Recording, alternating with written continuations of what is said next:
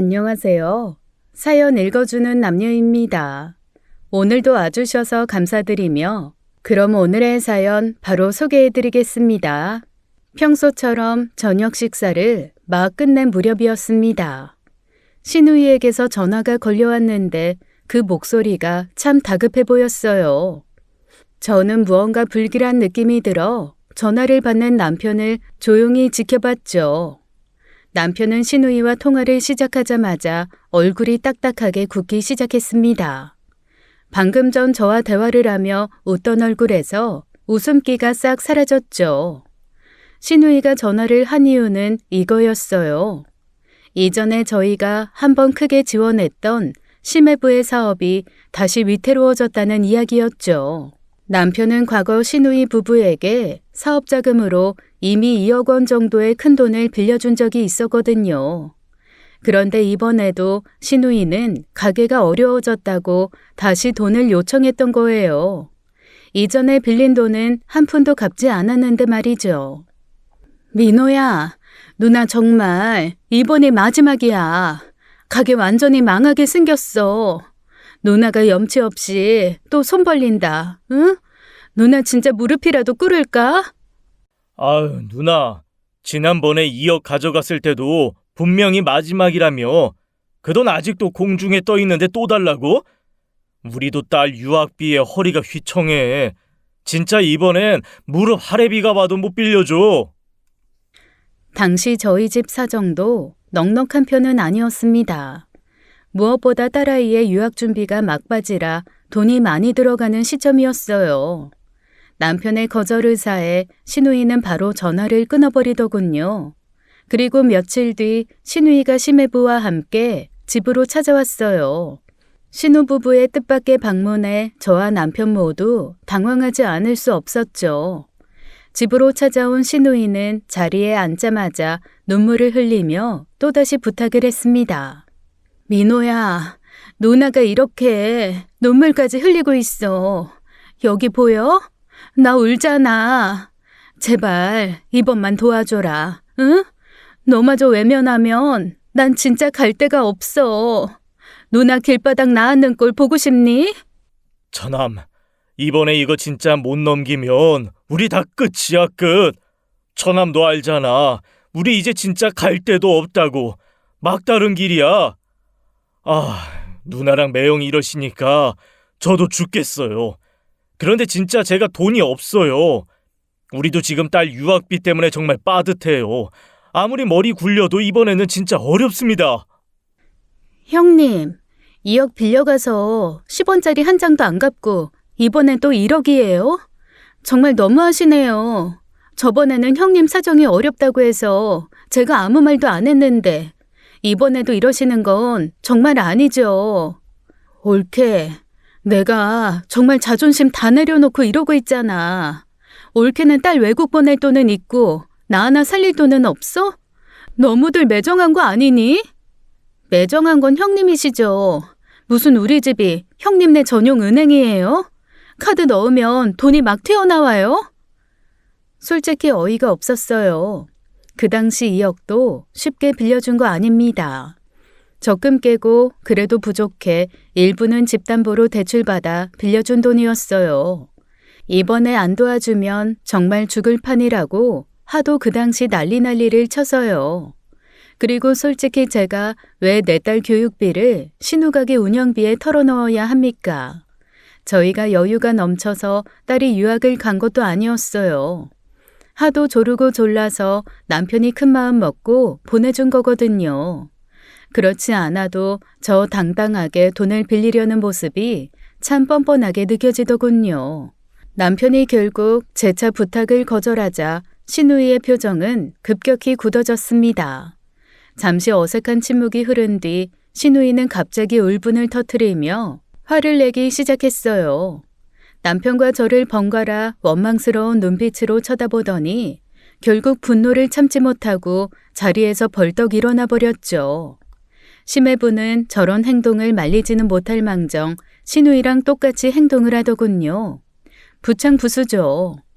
신우이는 일부러 보란 듯이 현관문을 쾅 닫고 심해부와 함께 집을 나가버렸습니다. 신우이가 그렇게 집을 나간 이후 며칠 동안 남편은 깊은 스트레스로 괴로워했어요. 밤마다 제대로 잠을 이루지 못한 채 거실을 서성이는 모습을 종종 보았죠. 그러더니 남편은 집에서 홀로 술을 마시기 시작했어요. 술을 즐기던 사람도 아니었고 집에서 혼자 술잔을 비우는 일도 없었던 일이기에 저는 걱정이 컸습니다. 그러던 어느 날이었죠. 제가 일을 마치고 돌아온 날 집에 있던 남편은 이미 상당히 취해 있는 상태였습니다. 그만 마셔, 제발. 그렇게 퍼마신다고 뭐가 달라져? 당신 쓰러지면 누가 책임질 건데, 어? 미안하다, 미안해. 이렇게라도 안 하면 숨이 막혀서 못 살겠어. 아무리 말려도 소용이 없었어요. 급기야 저는 남편의 술잔을 빼앗으려 했죠. 그런데 그 순간 갑자기 남편이 배를 부여잡고 괴로워하며 바닥으로 쓰러졌습니다. 동시에 남편의 입에서는 시뻘건 피가 콸콸콸 쏟아져 나오기 시작했어요. 저는 순간 기겁을 했죠. 곧바로 정신을 차리고 급하게 휴대폰을 들어 119에 신고했습니다. 얼마 지나지 않아 구급대원들이 도착했고 남편은 급히 응급실로 옮겨졌어요. 병원에 도착한 남편은 곧장 긴급 위세척과 집중 치료를 받기 시작했어요. 저는 병원 복도에 앉아 불안하게 결과를 기다리고 있었죠. 시간이 얼마나 흘렀을까요? 마침내 담당 의사가 다가왔는데 의사 표정이 몹시 당황한 듯 했습니다. 사모님, 검사 결과가 나왔는데요. 환자분 위 내용물에서 유기인계로 추정되는 신경 전달 억제제 성분이 검출됐습니다. 아마 메타미도포스나 파라티온 같은 종료일 가능성이 높아 보이는데요. 이런 성분은 일반적으로 가정에서는 잘 안 쓰이는데 아무튼 소량만 섭취해도 신경계에 치명적인 영향을 미쳐서 생명에 큰 위험을 줄 수 있는 그런 물질이에요. 예? 그게 무슨 뭐라고요? 선생님, 제가 잘 못 알아들어서 그런데 쉽게 다시 말씀해 주세요. 그러니까 쉽게 말해서 농약이요, 농약. 남편분이 농약을 마셨다고요. 네? 농약이라니, 지금 무슨 말씀이세요? 우리 남편이 농약을 왜 마셔요? 어디서요? 그건 저도 모르죠.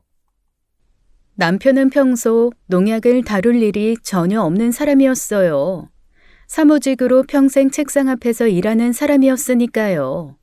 병원에서는 곧바로 이 상황을 경찰에 알렸습니다. 응급의료법에 따라요.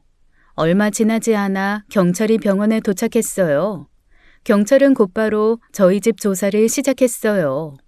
남편이 마신 술병도 경찰이 압수하여 정밀 분석을 진행했어요.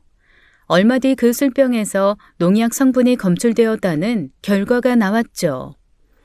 그 순간 저는 등골이 서늘해지며 이 일이 정말 누군가의 범죄일 수 있다는 현실을 받아들일 수밖에 없었습니다. 경찰은 즉시 주변 가족들과 지인들 모두를 용의선상에 올려놓고 본격적으로 조사를 진행했어요. 남편이 피를 토하고 쓰러진 날 마신 술이 고급 사케라는 사실이 제 머릿속을 계속 맴돌았죠. 평소 남편은 절약이 몸에 배어 있었기 때문에 이렇게 비싼 술을 직접 구매했을 리가 절대 없었습니다. 언제나 저렴한 막걸리 정도만 마시던 사람이었으니까요. 의심이 짙어진 저는 남편의 카드 사용 내역을 자세히 확인하기 시작했어요. 철저히 분석한 카드 내역에서는 역시나 그 고급술을 구매한 흔적이 전혀 없었죠. 이는 누군가 남편에게 이 술을 건넸다는 것을 의미했습니다. 즉 남편을 쓰러지게 만든 진범은 남편에게 이 술을 선물한 사람이라는 결론이 나왔어요. 평소 남편 성격상 아무에게나 이런 비싼 선물을 받을 리도 절대 없었습니다. 이는 남편과 매우 친밀한 사람, 즉 저희 가족과 아주 가까운 누군가가 남편에게 농약이 든 술을 건넸다는 뜻이었어요. 저는 도대체 누가 무슨 이유로 남편에게 이런 끔찍한 짓을 벌였는지 머릿속이 복잡해졌죠. 믿고 싶지 않지만 가족이나 가까운 지인 중에 범인이 있을지도 모른다는 생각에 온몸이 떨려왔습니다. 결국 저는 마음을 굳게 먹고 주변 사람들을 하나씩 떠올렸어요. 도대체 누가 남편의 술에 농약을 넣었을까? 그것이 가장 큰 의문이었죠. 잠시도 머릿속에서 지워지지 않는 질문이었어요. 그러다 문득 남편이 쓰러지기 일주일 전의 일이 머리를 스쳤습니다. 바로 시누이가 돈 문제로 남편과 크게 다툰 날이요. 그때 시누이는 감정을 주체하지 못하고 남편을 향해 소리를 질렀어요. 민호, 너 언젠가 이 순간 반드시 꼭 후회할 날이 올 거야. 알아? 그 말은 단순히 화가 나서 쏟아낸 말이라 생각했었습니다. 그런데 지금 와서 생각하니 소름 끼치게도 그 의미가 다르게 느껴졌어요. 저는 시누이가 남편에게 돈을 빌려달라고 했다가 거절당했던 그날, 시누이가 걱정스러워 집 밖으로 급히 따라 나섰었죠. 급하게 뒤를 쫓아나간 저는 아파트 1층 현관 앞에서 시누이와 시매부가 심각한 표정으로 이야기를 나누고 있는 걸 보았습니다. 저는 본능적으로 발걸음을 멈추고 그들의 대화에 귀를 기울였어요. 그 순간 들려온 시매부의 말이 제 심장을 철렁 내려앉게 했죠. 이번에 실패했으니까 이제 다른 방법을 찾아야겠어. 그리고 이어지는 시누이의 말은 더 충격적이었죠. 그래야겠지. 정 안 되면 최후의 극단적인 방법까지 생각해야지 어쩌겠어. 그 순간 저는 숨을 크게 들이마셨습니다. 그 소리에 그제야 시누이가 저를 발견했는지 저를 쳐다보더군요. 방금 두 분 무슨 얘기한 거예요? 무슨 극단적인 방법을 쓴다는 거예요? 그거 저희 부부한테 하는 말 아니죠? 옳게. 사람이 말이야. 가족이 어려울 때 외면하고 살면 벌 받아. 두고 봐. 언젠가는 너희 부부도 똑같이 당할 거야. 여보. 저남댁 그게 아니고요. 그냥 말이 헛나와서 아무것도 아니니까 너무 신경 쓰지 마세요. 여보, 가자. 늦었다. 저는 집으로 돌아온 후에도 방금 전 들었던 시누이와 시매부의 대화를 계속해서 곱씹었습니다. 시누이가 말했던 최후의 극단적인 방법이란 말이 좀처럼 머릿속에서 사라지지 않았어요. 그럴 때마다 마음 한구석에서는 커다란 불안과 찜찜함이 몰려왔죠. 그리고 그 일이 있은 지 정확히 일주일 후 남편의 사고가 터졌습니다.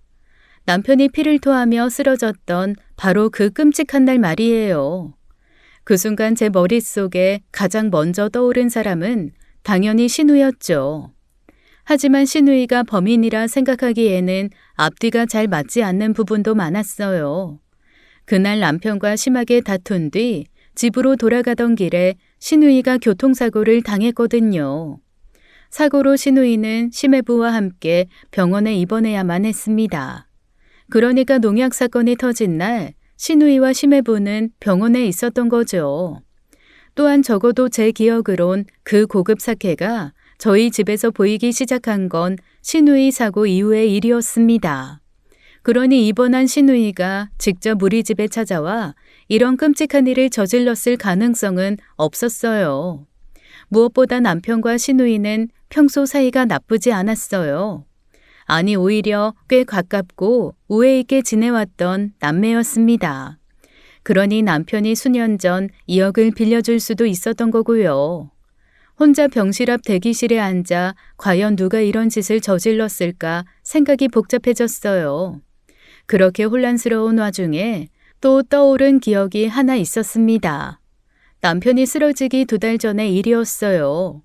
그날은 가족들이 모인 시댁에서 저녁 식사를 하던 중이었죠.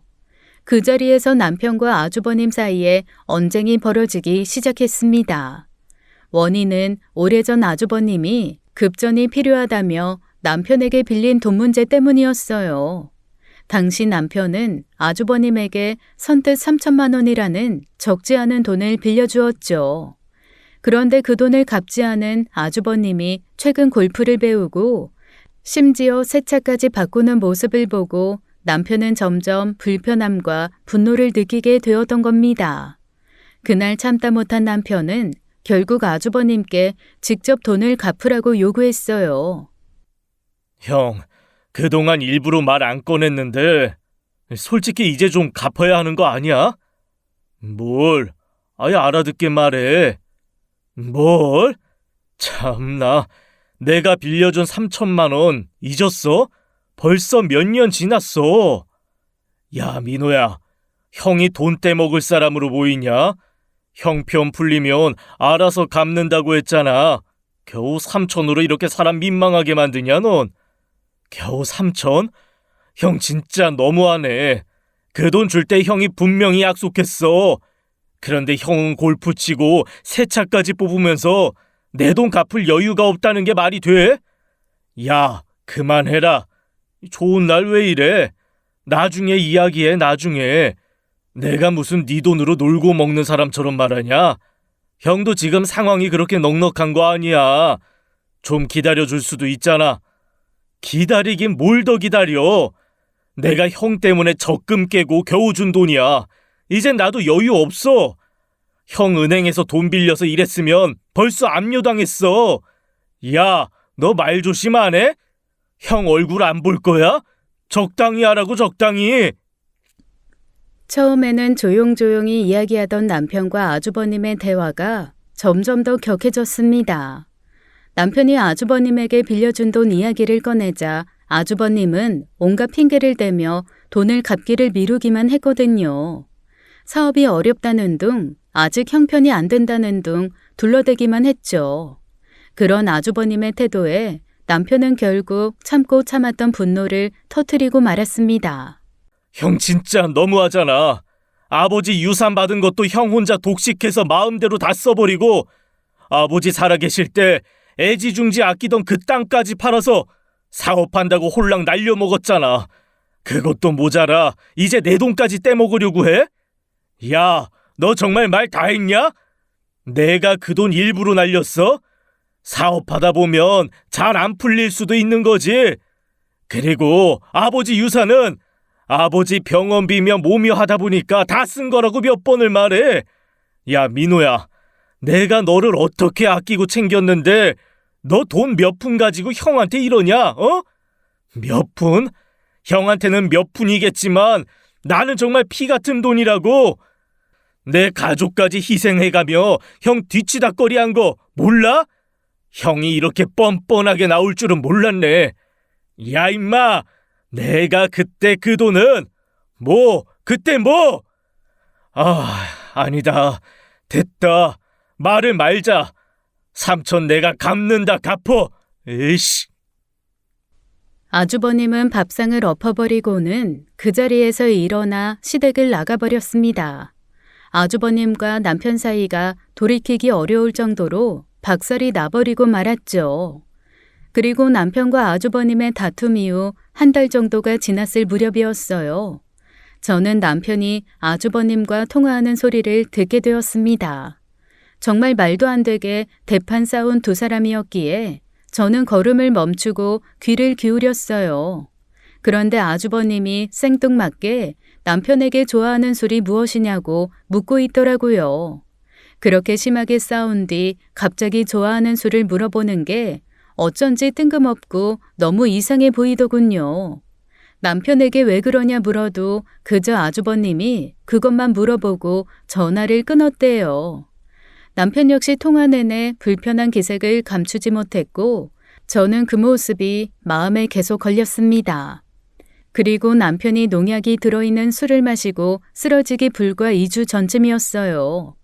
옆집 아주머니가 집 앞에서 저를 보자 서둘러 다가와 말을 걸었습니다.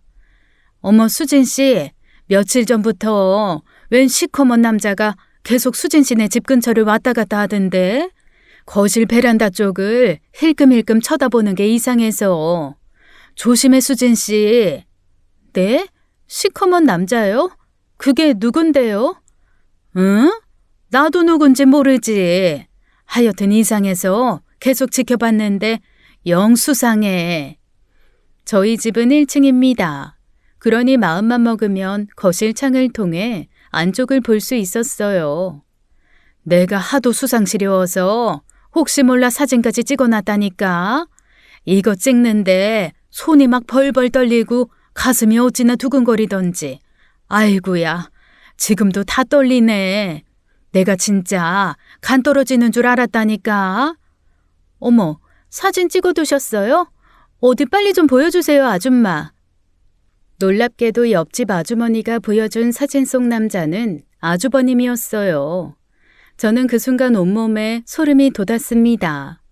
아주버님이 굳이 우리 집을 훔쳐볼 이유가 무엇이었을까요? 그리고 그 전에 남편에게 좋아하는 술을 물었던 아주버님의 이상한 행동까지 의문투성이었죠. 병실 대기실에 앉아 시누이와 아주버님을 차례대로 생각하던 저는 이내 고개를 흔들며 의심을 떨쳐냈습니다. 설마요. 아무리 그래도 가족인데요. 하지만 아주 가끔은 가족이 더 무서운 법이더군요. 한참이 지나서 이 사건의 진실을 알게 된 저는 정말 경악을 하고 오열을 했거든요. 아무튼 남편이 병원에 입원하고 며칠 후 경찰이 저희 집을 다시 찾아왔습니다. 최근 남편과 심한 갈등을 빚었던 사람들을 집중적으로 조사하는 듯 했어요. 그 중에서도 경찰의 가장 큰 관심은 역시 아주버님에게 쏠렸죠. 경찰은 아주버님을 직접 불러 조사했습니다. 아주버님은 순순히 자신이 저희 집 근처를 서성였던 사실을 인정했죠. 그저 지난번 싸움 때문에 남편에게 사과하려고 찾아왔었다고 아주버님은 설명했어요. 그러나 막상 집 앞까지 와서 차마 용기가 나지 않아 계속 망설이다 그냥 돌아갔을 뿐이라고요. 경찰은 술에 대해서도 물었고 아주버님은 지난번에 다툼을 풀고자 찾아갈 때 남편과 함께 술 한잔하며 사과할 생각으로 물어봤던 거라 설명했습니다. 아주버님이 정말로 그런 따뜻한 마음으로 남편을 찾아왔던 걸까요? 아니면 이 모든 것이 꾸며낸 거짓말이었던 걸까요? 그리고 아주버님은 병원으로 찾아와 믿기 힘들 만큼 오열을 했죠. 남편의 병실 앞에서 어깨를 들썩이며 하염없이 눈물을 쏟아내는 아주버님의 모습에 저는 당황할 수밖에 없었습니다. 아유, 내가 미친놈이지. 내가 미친놈이야. 이 동생은 그렇게 피를 토하는데 난 뭘 잘했다고 너한테 성질만 부렸는지. 나 정말 사람도 아니다, 진짜. 재수씨, 저 민호 잘못되면 저 못 삽니다. 저도 따라갑니다. 민호야, 일어나라 제발. 내가 죽일 놈이다. 아주버님, 제발 이러지 마세요. 민호 씨가 이 모습 보면 얼마나 속상해하겠어요. 아주버님까지 이러시면 저 정말 어쩌라고요. 민호 씨 금방 좋아질 거니까 마음 좀 잡으세요. 밥상을 엎어가면서까지 남편을 원망했던 사람이 이토록 슬퍼하는 모습에 저는 당혹스러웠습니다. 과연 저 눈물이 진짜일지 아니면 교묘히 숨긴 진심을 감추려는 연기일지 솔직히 판단할 수 없었죠. 그런데 경찰 조사 과정에서 저는 놀라운 사실을 알게 되었어요. 알고 보니 아주버님은 몇 년 전에 암 진단을 받았다더라고요. 그런데 아주버님은 그 사실을 시가 식구 중 그 누구에게도 알리지 않았대요. 형님만 그 사실을 알고 있었는데 아주버님이 절대 말하지 말라고 했다더군요. 혹시나 자신이 죽을 수도 있기에 암 사실을 숨기고 홀로 견뎌왔던 거예요. 남편에게 빌린 3천만 원 역시 암 치료를 위한 병원비와 그동안 버틸 생활비로 사용한 거였어요. 아주버님은 다행히 암이 완치된 이후로부터 자신을 위해 살아보자고 결심했었다고 합니다. 평생을 오로지 책임감만으로 살아왔던 아주버님이 자신을 위해 골프도 배우고 차도 바꿨던 것은 자신에게 주어진 삶을 이제는 좀 더 의미 있게 살고자 했던 아주버님의 첫 시도였던 거죠. 저 역시 그동안 아주버님의 행동을 철없이 돈을 쓰고 호화롭게만 살려는 모습이라 생각했는데 알고 보니 속사정이 있던 것이었어요. 진즉 저희 부부에게 말했으면 얼마나 좋았을까 안타깝더군요. 남편이 병원 침대에서 여전히 의식을 회복하지 못한 채 누워있던 어느 날 시어머니가 병실로 찾아왔습니다. 고령의 시어머니께서는 거동도 힘겨워 하셨죠. 저는 내심 시어머니의 방문이 조금은 반갑고 위로가 될 거라고 기대했어요. 하지만 병실에 들어온 시어머니의 모습은 예상과 너무 달랐습니다. 시아버지가 돌아가신 후 남편과 연락도 하지 않고 지낸 시어머니였기에 어느 정도 냉랭함은 이해할 수 있었죠. 하지만 아들이 생사를 오가는 상태에서 누워있음에도 시어머니는 너무나 차분하고 무덤덤한 얼굴로 병실에 들어섰습니다. 저는 그런 시어머니의 모습을 보며 참 당혹스럽더군요. 2년 전 시아버지가 돌아가셨습니다. 남편은 병원에서 연락을 받고 급히 병원으로 향하다가 사고가 나서 아버지의 임종을 지키지 못했어요. 당시 남편은 택시를 타고 뒤늦게 병원에 도착했지만 이미 시아버지는 세상을 떠난 뒤였죠. 남편도 그래서 더욱 원통하게 눈물을 흘렸어요. 하지만 시어머니는 그 일 이후로 남편에게 끊임없이 원망 섞인 말을 했습니다. 네 아버지가 숨 끊어지기 직전까지도 민호 너만 찾았어. 민호 왔냐? 민호 아직 안 왔냐? 하다못해 눈 감는 순간까지 네 이름 부르다 가셨어. 너 어디서 뭐했니? 응? 그 말이 반복될 때마다 남편은 죄책감과 고통을 느껴야 했습니다.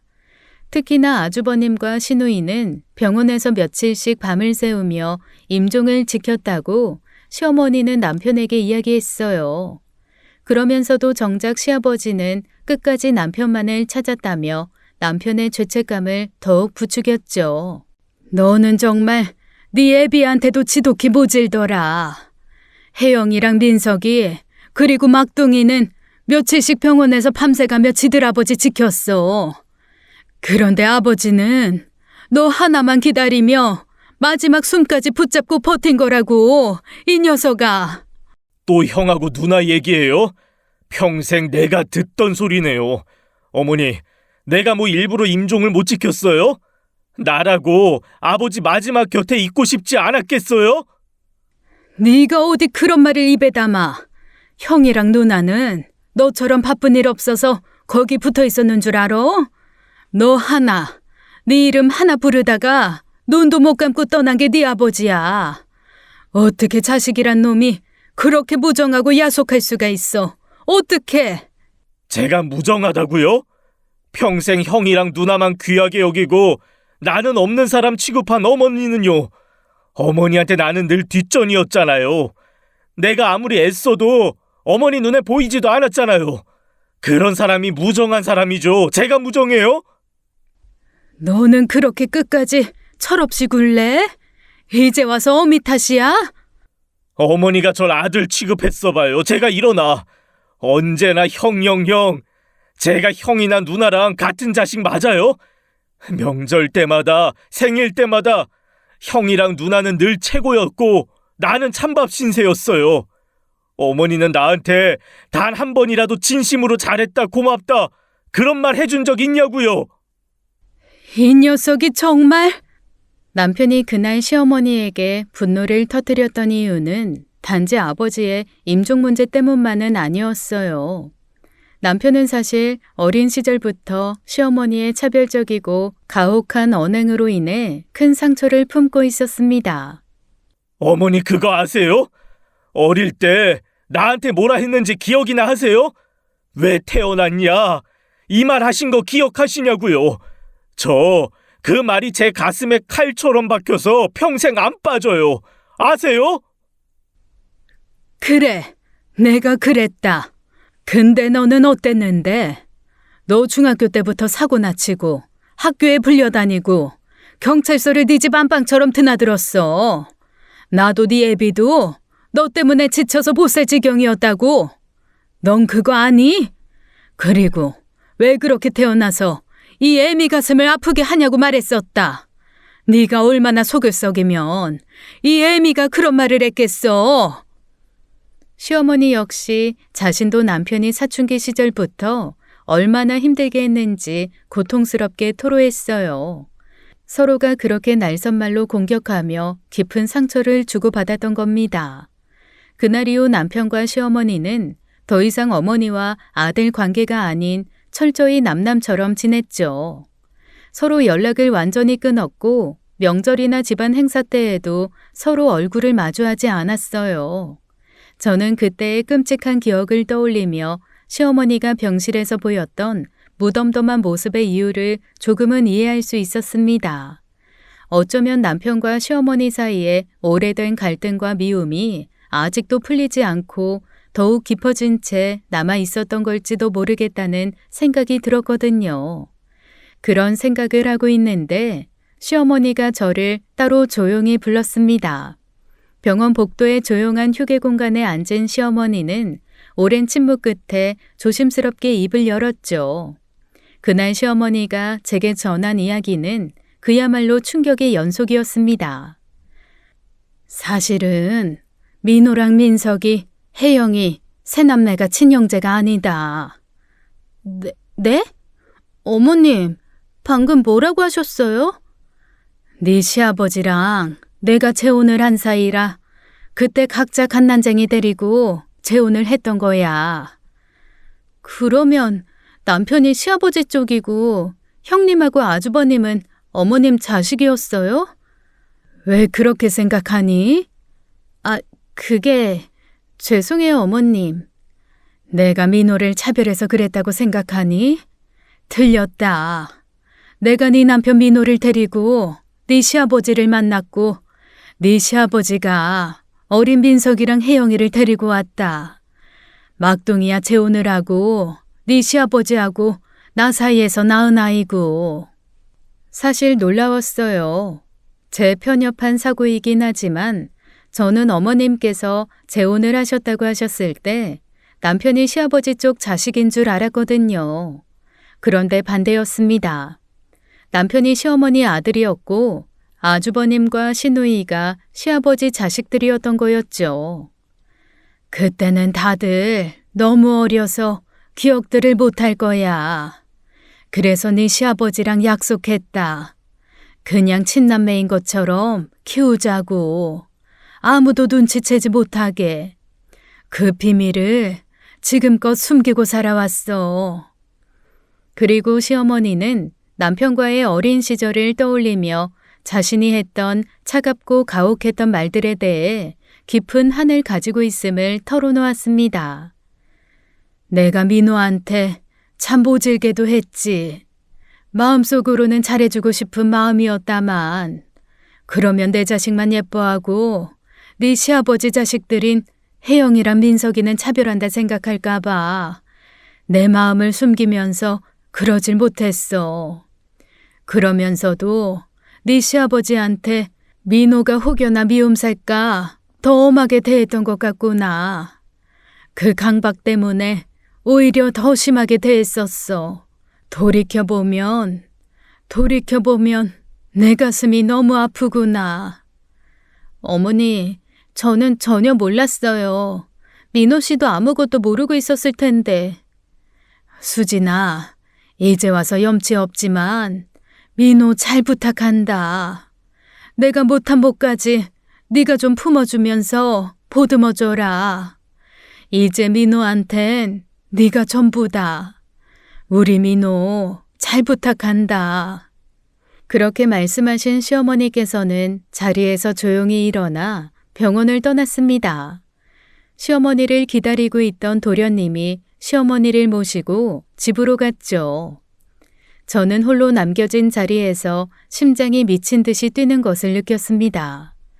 남편이 의식을 못 찾고 있는 지금 이렇게 놀랍고도 충격적인 가족사의 비밀을 알게 되다니 모든 상황이 더욱 복잡해지는 것을 느꼈죠. 그렇게 시어머니가 제게 숨겨진 남편의 비밀을 털어놓고 며칠이 지난 후였어요. 도련님에게 갑자기 다급한 연락이 왔습니다. 시어머니가 스스로 극단적인 선택을 시도했다는 소식이었죠.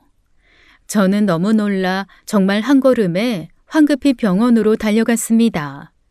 다행히 시어머니는 막내인 도련님에게 발견되어 긴급히 병원으로 옮겨졌고 목숨은 무사히 구할 수 있었어요. 병원에 도착한 저는 초조한 마음으로 시어머니가 깨어나기만을 기다렸죠. 대체 어머님이 왜 그런 선택을 하신 거야? 어머님이 아무리 힘드셨어도 이건 아니잖아. 어머님이 왜 이런 극단적인 생각까지 하신 건데.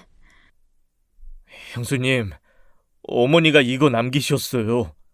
아무래도 이 유서 보면 어머니 마음 알 수 있을 것 같아요. 저는 도저히 못 읽겠네요. 시어머니께서는 한글을 잘 모르세요. 그래서 삐뚤빼뚤 맞춤법도 틀린 유서를 아주 짧게 남기셨더군요. 미안하다. 자식이 부모보다 먼저 가는 꼴은 나는 죽어도 못 보겠구나. 그러니 이치에 맞게 내가 먼저 간다. 셋째가 깨어나거든 못난 어미 용서하고 잘 살아다오. 살 만큼 살다 가는 거니 모두들 슬퍼하지 마라. 모두에게 미안하다. 그 순간 저는 병실에 누워있는 시어머니의 초췌한 얼굴을 바라보며 뒤늦게 깨닫게 되었습니다. 지난번 남편의 병실에서 보였던 그 무덤덤한 태도가 사실은 너무도 큰 충격과 슬픔을 억지로 눌러 참으려 했던 것이었다는 것을요. 시어머니께서는 평생을 그렇게 사셨던 겁니다. 저는 눈시울이 뜨거워지는 것을 느꼈죠. 남편과 시어머니 사이에 오랜 갈등, 그리고 그 안에 얽힌 말 못할 가족의 비밀까지. 시어머니 역시 얼마나 많은 죄책감과 후회를 품고 살아왔던 겁니다. 저는 그날 비로소 깨달았습니다. 가족이란 보이는 모습만으로는 그 마음을 온전히 헤아릴 수 없다는 것을요. 남편의 상태는 날이 갈수록 점점 더 나빠지고 있었습니다. 중간에 심정지가 와서 의사들이 달려와 심폐소생술까지 한 게 2번이나 되죠. 저는 그때마다 평소 찾지도 않던 신을 찾게 되었습니다. 하지만 병원에서는 최악의 상황까지도 각오해야 한다며 제게 준비를 하라고 했어요. 저는 이대로 남편을 보낼 수 없다는 생각이 들었습니다. 남편의 억울함을 풀어야 한다는 생각이 강하게 들었죠. 누군가의 끔찍한 범행으로 남편이 이 지경까지 이르렀는데 경찰은 범인을 밝히지 못하고 있었어요. 마음이 점점 더 다급해지던 그때 저는 문득 하나의 생각이 머릿속을 스쳐 지나갔습니다. 남편에게 농약이 든 술을 선물한 사람이 이번 사건의 진범일 수 있잖아요. 물론 아닐 수도 있어요. 거래처 사람이 선물한 것일 수도 있고 친구나 지인에게 그저 선물을 받은 것일 수도 있죠. 그저 범인이 집에 있던 그 술에 농약을 몰래 탄 것일 수도 있습니다. 하지만 만약에, 아주 만약에 술을 선물한 사람이 진짜 범인이라면 범인은 지금 두려워하고 있을 게 분명했어요. 남편이 의식을 회복해 그 술을 건넨 사람의 정체를 밝히는 순간 범인의 정체가 드러나 버릴 테니까요. 바로 그 점을 이용하면 범인을 잡을 수 있는 좋은 방법이 있겠다는 생각이 들었습니다. 저는 곧바로 계획을 실행에 옮겼어요. 한시가 급했죠. 먼저 남편의 상태가 기적적으로 호전되어 아주 잠시 의식을 찾았다가 다시 잠이 들었다고 했어요. 의사들도 이제 곧 완전히 의식을 되찾을 거라는 소문을 가족과 주변 사람들에게 모두에게 퍼뜨렸죠. 그러면서 절대 안정을 핑계로 면회는 일절 안 된다고 했어요. 그리고 일부러 저는 지방에 계신 친정 부모님 댁에 급히 다녀와야 해서 일주일간 병실을 비우게 될 예정이라는 말도 함께 전했습니다. 물론 제가 자리를 비우는 동안 남편이 홀로 남겨지는 것이 걱정된다는 불안한 말까지 곁들였죠. 이 모든 행동은 바로 범인을 유인해내기 위한 미끼였습니다. 남편이 깨어나면 술의 출처를 밝힐 것이고 그렇게 되면 범인의 정체가 드러나 버릴 테니 분명히 초조해질 거라 생각했죠. 경찰과 협조하여 누구든 병실에 접근하면 즉시 현장을 덮칠 준비도 마쳤고요. 병실 내부에 작은 소형 카메라도 설치했습니다. 병실 밖에서 내부를 살필 수 있게요. 이제 저는 숨을 죽이고 기다릴 수밖에 없었습니다. 밤낮으로 오직 범인만이 나타나기를 기다리며 병실에서의 작은 움직임 하나하나에도 신경을 곤두세웠죠. 드디어 며칠 후 어두운 새벽 고요한 병실에 긴장감이 가득했습니다. 그때 병실 안으로 누군가의 그림자가 천천히 들어왔죠. 저는 심장이 터질 듯이 뛰었고 긴장감으로 온몸이 얼어붙었어요. 저는 그 모습을 모니터로 지켜보며 숨조차 제대로 쉬지 못했습니다. 옆에 대기하고 있던 형사들이 서로 조용히 눈빛으로 신호를 보냈어요. 병실 안으로 들어온 그 낯선 사람은 천천히 침대 곁으로 다가갔습니다. 그리고 잠시 남편을 내려다보던 그 사람은 베개를 들고는 그걸로 남편 얼굴을 누르기 시작했어요. 그 순간 형사들이 병실 문을 박차고 들어갔습니다. 그 베개 당장 내려놔! 움직이지 마! 당신을 현행범으로 체포한다. 당신은 묵비권을 행사할 수 있고. 형사들이 급히 범인을 제압했습니다. 마스크와 모자를 쓴 모습이었는데 작은 체구의 여자였어요. 형사가 병실 불을 켰고 형광등 불빛이 병실 안을 환하게 밝혔습니다. 저는 형사들 틈에서 범인의 얼굴을 확인하려 다가갔죠. 그 순간 저는 그 자리에 굳어버리고 말았어요. 범인은 바로 저의 친정 여동생이었습니다. 수정아, 네가 왜 여기 있어? 언니, 네가 왜 여기 있냐고? 너였어? 이 미친년아, 너였냐고? 왜 그랬어? 대체 왜? 이런 끔찍한 짓을 벌였냐고? 어떻게 네가 이럴 수가 있어? 언니, 아니 그게 나 그런 게 아니라 이게 어떻게 된 거냐면 언니 분명 아무도 없다며 언니 엄마 아빠네 간다며 이거 진짜 잘못된 거라고. 김수정 씨, 당신을 살인 미수 혐의로 체포합니다. 자세한 얘기는 서에 가서 하시죠. 오 형사 뭐하고 있어? 빨리 데려가. 충격이 너무 컸던 저는 믿을 수가 없어 그 자리에 멈춰선 채로 아무 말도 하지 못했습니다. 항상 곁에서 웃으며 저를 위로하던 친정 여동생이 남편의 목숨을 노린 범인이라는 사실을 도저히 받아들일 수가 없었어요. 이게 정말 현실인가 싶을 정도였죠.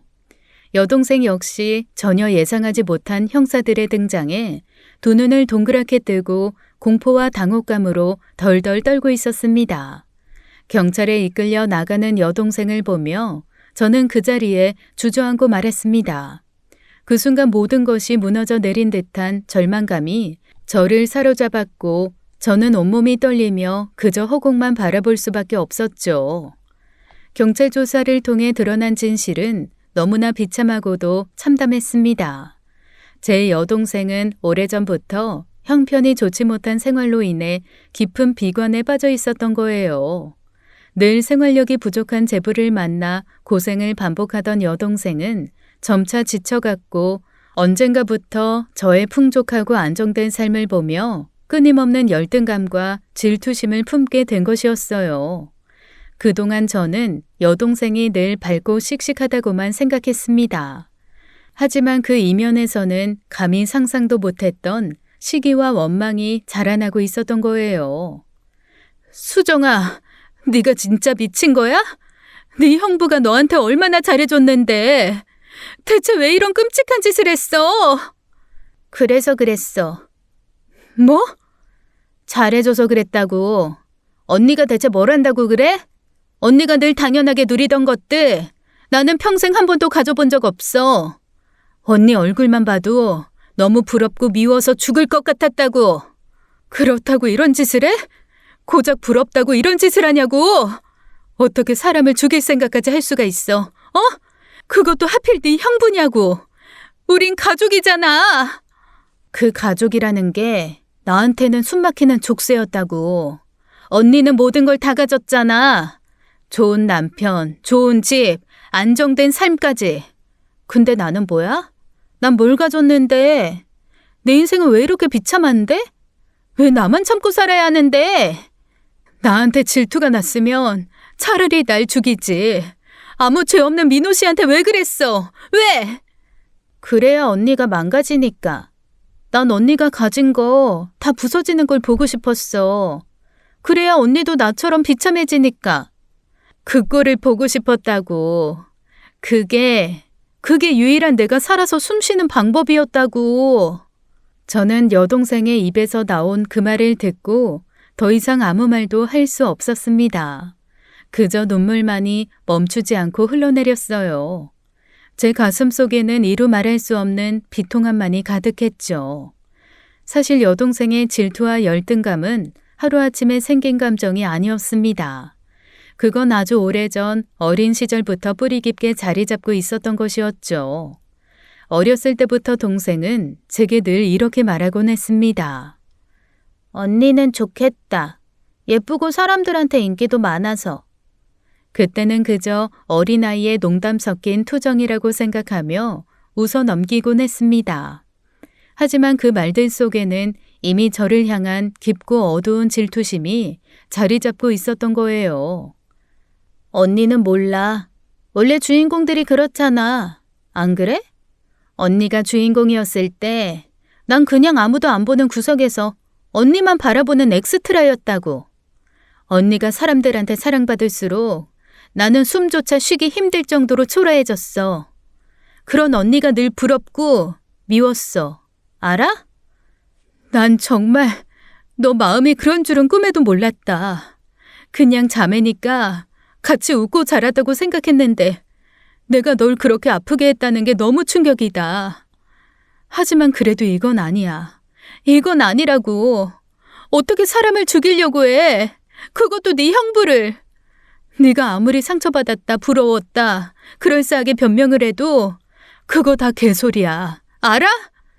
여동생의 마음속에 품었던 열등감은 시간이 흐를수록 더욱 커져만 갔습니다.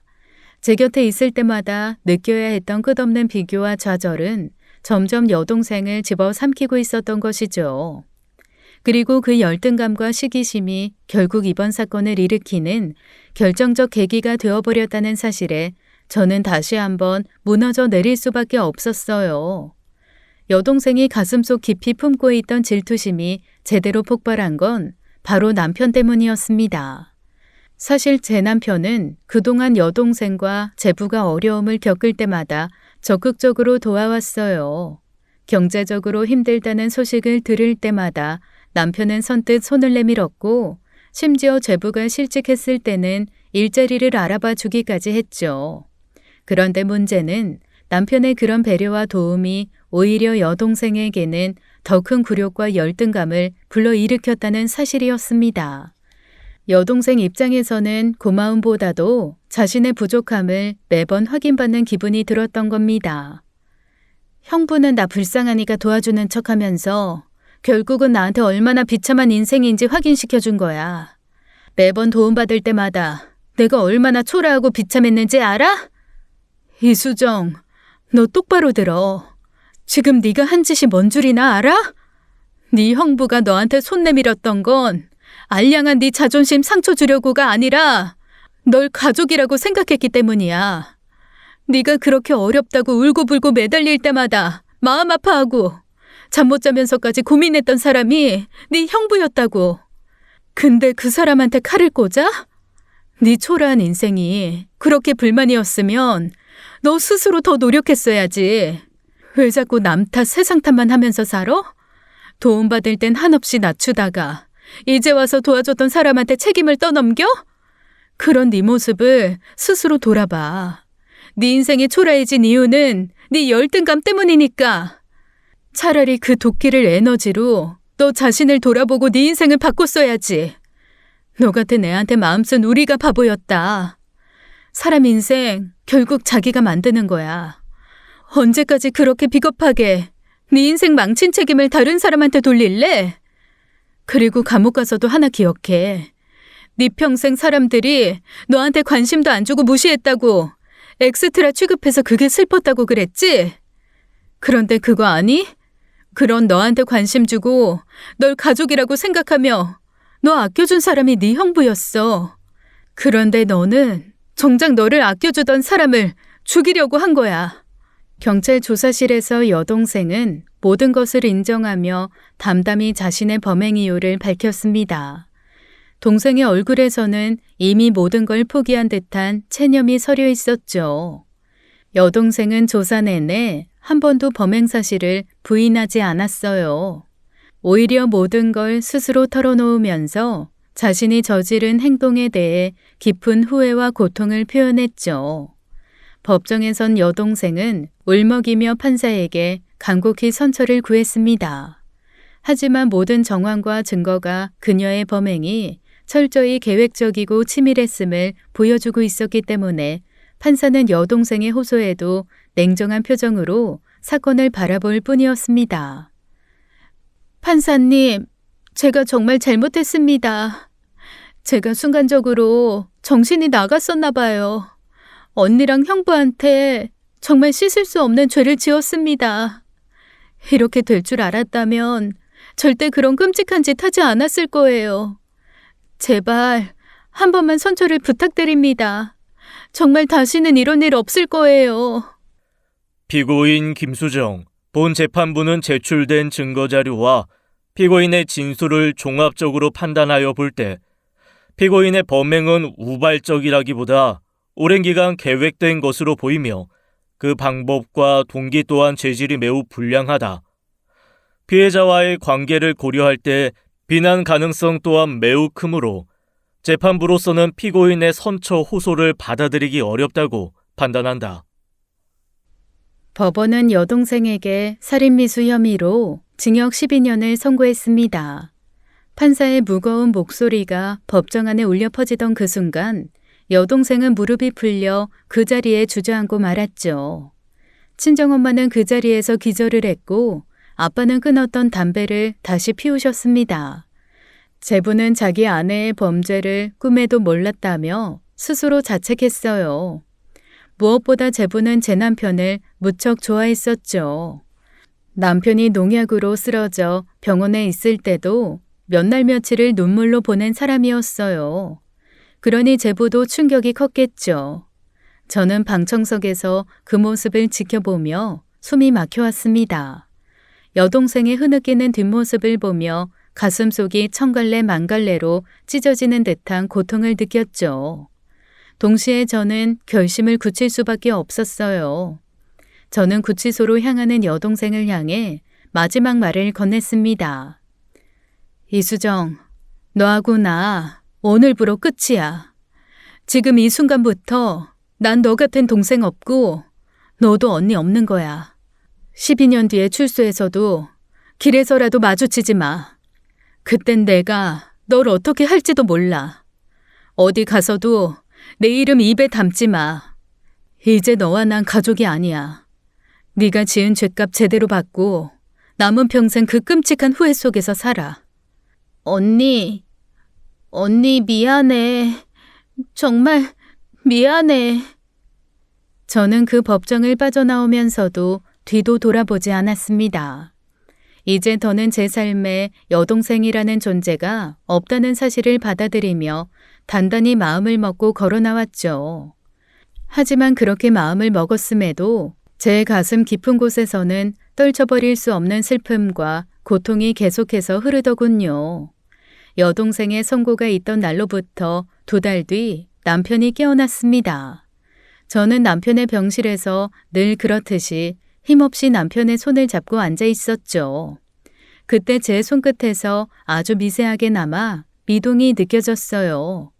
순간 놀라서 고개를 들어 남편의 얼굴을 바라보니 남편 눈꺼풀이 천천히 떨리며 움직이고 있었습니다. 곧이어 남편이 어렵게 눈을 떴어요. 의식이 돌아온 겁니다. 저는 그 자리에서 온몸이 떨리는 걸 느끼며 남편의 이름을 불렀어요. 민호 씨, 눈 떴구나. 정말 고마워. 여보, 다시는 안 깨어나는 줄 알고 얼마나 무서웠는데. 이제 다시는 어디 가지 마, 어? 정말 고마워. 수진아, 여기가 병원이야? 내가 왜 누워 있는 거지?